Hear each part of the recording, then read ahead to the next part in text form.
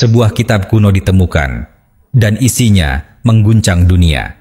Injil Barnabas dilarang, disembunyikan, dan ditolak oleh gereja, menuliskan bahwa Yesus tidak pernah disalib dan justru meramalkan datangnya seorang nabi bernama Muhammad.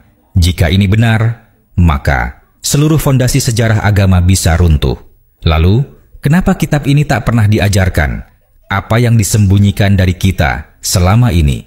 Di sebuah ruang bawah tanah perpustakaan tua di Eropa, tersembunyi di balik tumpukan naskah berdebu, para peneliti menemukan sebuah manuskrip yang membuat mereka terpaku. Lembaran kulit tua berbahasa Italia itu tidak hanya berbeda, tapi berani menentang keyakinan yang telah dipercaya jutaan manusia selama berabad-abad. Nama kitab itu Injil Barnabas. Sebuah Injil yang tidak pernah diajarkan di gereja, tidak dibahas di sekolah, dan bahkan dianggap terlarang oleh sebagian besar otoritas Kristen. Apa isi dari Injil misterius ini? Mengapa ia begitu ditakuti, bahkan dianggap sebagai ancaman terhadap keimanan umat Kristiani? Dan yang paling mengejutkan, bagaimana mungkin kitab ini memuat nama Muhammad ratusan tahun sebelum beliau lahir di Mekah? Pada awal abad ke-18, beberapa salinan Injil Barnabas dilaporkan muncul di Italia dan Spanyol. Namun, penemuan paling menghebohkan terjadi tahun 2000-an, ketika otoritas Turki mengamankan sebuah manuskrip kuno dari penyelundup barang antik. Kitab itu diyakini sebagai Injil Barnabas, tertulis dalam bahasa Aram dan ditaksir berusia lebih dari 1.500 tahun. Pemerintah Turki menyimpannya dengan sangat ketat. Bahkan, Vatikan sendiri dikabarkan mengajukan permintaan khusus untuk melihat isi manuskrip tersebut. Lalu, apa yang membuat kitab ini begitu kontroversial? Dalam salah satu babnya, Injil Barnabas menyatakan bahwa Yesus tidak disalib, melainkan diangkat ke langit, dan seseorang lain diserupakan dengan dirinya. Hal ini tentu sangat bertentangan dengan doktrin Kristen, namun justru sejalan dengan ajaran Islam. Lebih dari itu, Injil ini juga menyebut-nyebut kedatangan Rasul terakhir dengan nama yang sangat jelas, Muhammad. Tak heran, sejak kemunculannya, Injil Barnabas langsung dicap palsu dan bidah oleh banyak teolog Kristen.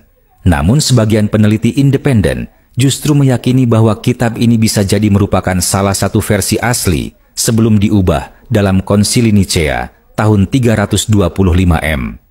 Banyak yang percaya Injil ini sengaja dihapus dari daftar Injil resmi karena isinya tidak sejalan dengan arah politik dan keagamaan Romawi saat itu. Jika benar Injil Barnabas adalah catatan asli dari murid Yesus sendiri, maka dunia harus bersiap menghadapi ulang total terhadap sejarah spiritualnya. Namun, pertanyaannya, apakah kitab ini benar-benar ditulis oleh Barnabas atau hanya rekayasa abad pertengahan yang dibungkus teori konspirasi? Setelah berabad-abad tersembunyi dan ditolak dari daftar Injil resmi, kini kita akan melihat langsung isi dari kitab yang disebut-sebut sebagai Injil paling kontroversial dalam sejarah. Injil Barnabas, kitab yang menyebut Yesus bukan Tuhan, yang menyebut penyaliban hanyalah ilusi, dan yang paling mencengangkan, menyebut secara gamblang nama Nabi Muhammad sebagai utusan terakhir. Kitab ini terdiri dari 222 pasal, ditulis dalam gaya naratif, mirip dengan Injil Matius atau Lukas, namun dengan beberapa perbedaan mencolok.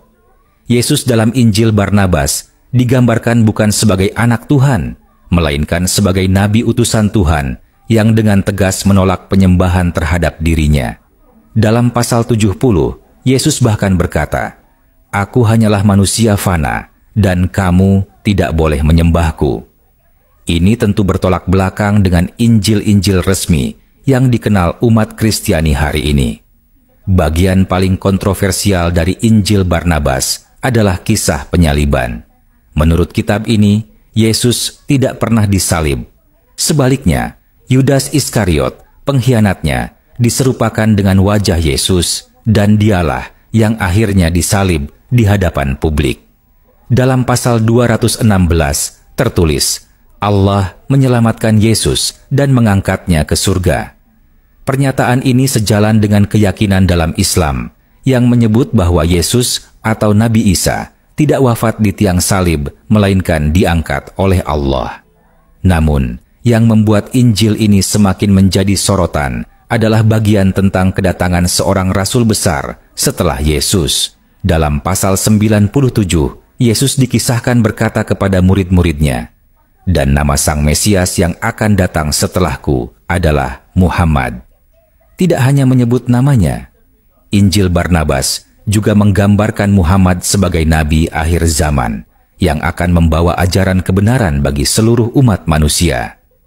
Terlepas dari kontroversinya, Injil Barnabas juga berisi banyak ajaran moral tentang kasih sayang, menahan amarah, menjauhi kemewahan dunia, dan hidup dalam keikhlasan.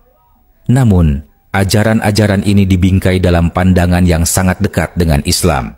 Tidak ada dosa warisan, tidak ada Trinitas, dan hanya satu Tuhan yang esa. Isi Injil Barnabas memang mengguncang karena secara tidak langsung mendukung narasi Islam tentang Yesus dan kerasulannya. Tapi hal inilah yang membuat banyak kalangan meragukan keasliannya. Benarkah Injil ini ditulis oleh Barnabas, murid Yesus sendiri, ataukah hanya karangan seseorang di abad pertengahan untuk menyebarkan agenda tertentu?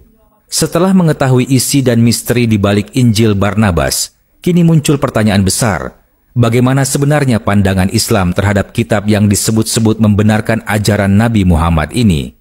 Apakah umat Islam menganggap Injil Barnabas sebagai kitab suci, ataukah hanya sekadar bukti pendukung terhadap ajaran Al-Quran? Dalam Islam, diakui bahwa Allah menurunkan kitab Injil kepada Nabi Isa. Ini disebutkan dalam Al-Quran, surat Al-Ma'idah, ayat 46.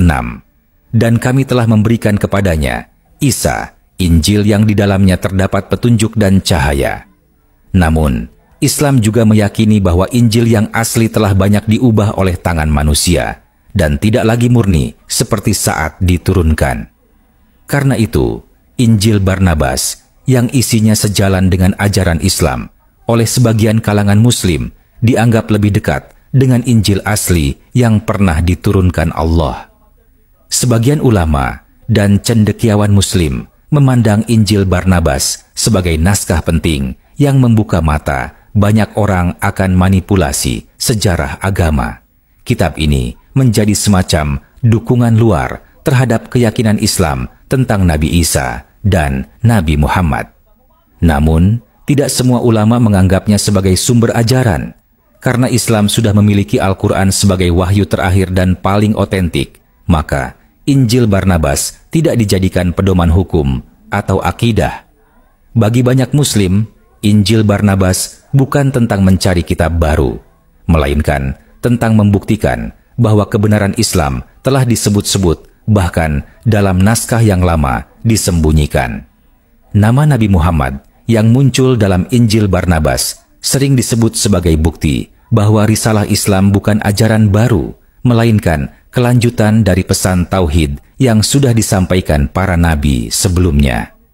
Meski bukan bagian dari kitab suci dalam Islam, Injil Barnabas tetap menjadi bagian penting dalam diskusi antaragama. Ia menjadi semacam jendela yang memperlihatkan betapa rumit dan dalamnya sejarah pewahyuan yang kini jadi keyakinan miliaran manusia. Injil Barnabas bukan hanya sebuah kitab yang hilang dari sejarah, tapi juga sebuah naskah yang dilarang dan disembunyikan selama berabad-abad oleh kekuatan besar gereja. Pertanyaannya, mengapa sebuah kitab yang membahas Yesus dan menyebut Nabi Muhammad ini dianggap bahaya hingga harus dilarang? Apa yang sebenarnya ditakuti oleh otoritas keagamaan Kristen? Sejak Konsili Nicea pada tahun 325 Masehi, Gereja Katolik mengambil alih standar ajaran Kristen yang resmi. Dalam pertemuan itu, hanya 4 Injil yang dianggap sah: Matius, Markus, Lukas, dan Yohanes. Semua kitab lain yang tidak sesuai dengan doktrin resmi, termasuk Injil Barnabas,